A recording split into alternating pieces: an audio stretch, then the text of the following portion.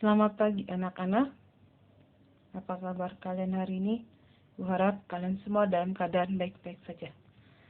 Hari ini kita masuk ke materi pertumbuhan dan perkembangan.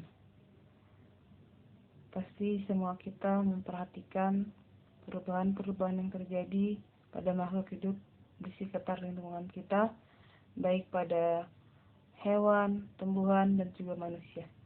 Yang tadinya berukuran kecil, lama-lama tumbuh menjadi besar. Pertumbuhan dan perkembangan makhluk hidup dapat dilihat dari bertambahnya ukuran badan atau ukuran sel. Kita masuk sekarang kepada pengertian pertumbuhan.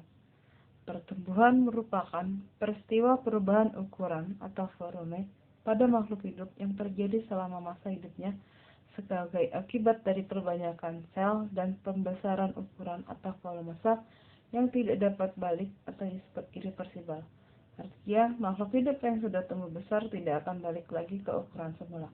Bertambahnya sel karena adanya pembelahan sel yang terjadi terus-menerus. Sedangkan pembesaran ukuran sel disebabkan oleh adanya penambahan material sel.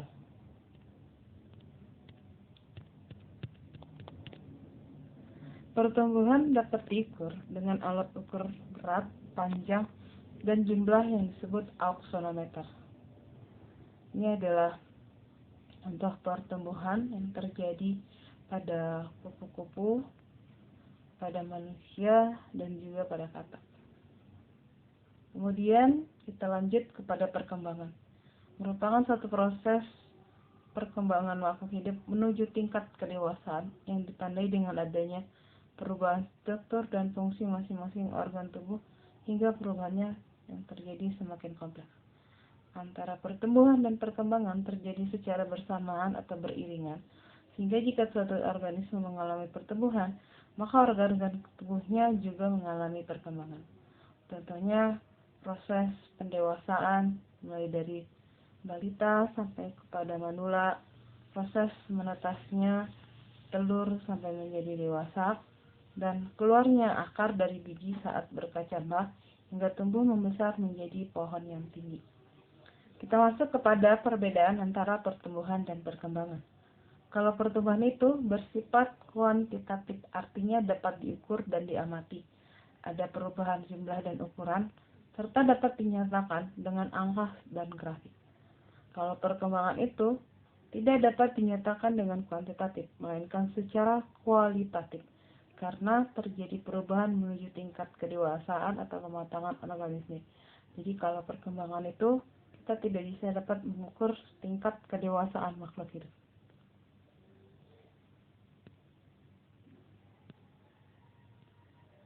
Pertumbuhan dan perkembangan pada tumbuhan. Perkecambahan. Perkecambahan merupakan proses awal pertumbuhan perkembangan embrio pada tumbuhan. Belum mula ujung embrio bagian atas akan tumbuh dan berkembang menjadi batang. Sedangkan radikula ujung embrio bagian bawah.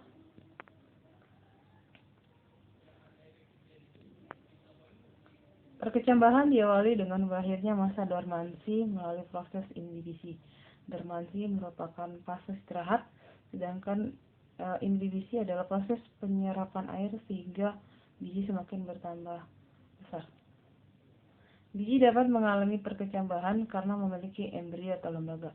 Apabila perkecambahan sudah menghasilkan daun, maka tumbuhan akan mampu melakukan proses fotosintesis. Ketika tumbuhan sudah bisa melakukan fotosintesis, maka mampu menghasilkan makanan atau energi yang dapat digunakan untuk proses pertumbuhan dan perkembangan selanjutnya.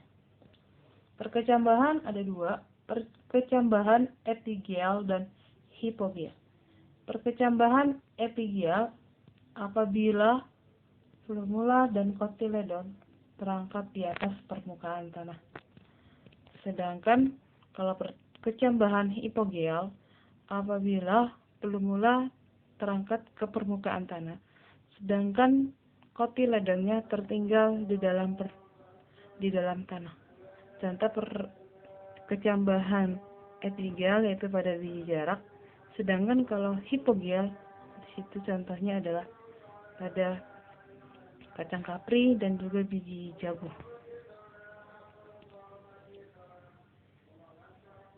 Macam pertumbuhan pada tumbuhan. Pertama, pertumbuhan primer.